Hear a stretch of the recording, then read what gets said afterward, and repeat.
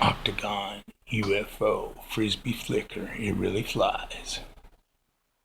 So aerodynamically, it's more of a left-hand Frisbee or a right-hand flicker. But it'll fly either way. Let's see. It's not very easy for me to get these flight videos made with the camera rig up I have. But you can fly it like this and just flick it, and it won't go as far as if you wind up and really give it a toss. Here it goes. And I had it just curved a little bit to the left, but that flew great. Okay, here's right-handed Frisbee throw. See, aerodynamic. I didn't spin it enough. Anyway, it's got to rotate counterclockwise for best results. So here's the flicker method. Try to get it a lot of spin and a good hit. Here we go. Pretty good, pretty good.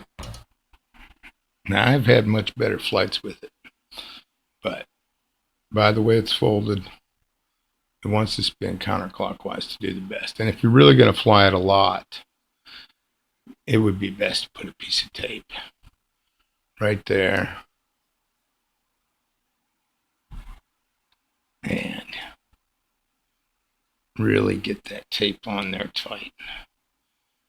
You know, it doesn't have to have the tape, whereas we just flew it without it. And I've had some really nice flights with this thing. It flies great. Sometimes you can get it to just go straight out and just hovers on down a little bit. It looks like a little Frisbee or a UFO. So I hope you enjoyed that. Let me know if you learn how to fly it well. Thanks for watching, and the tutorial's coming up.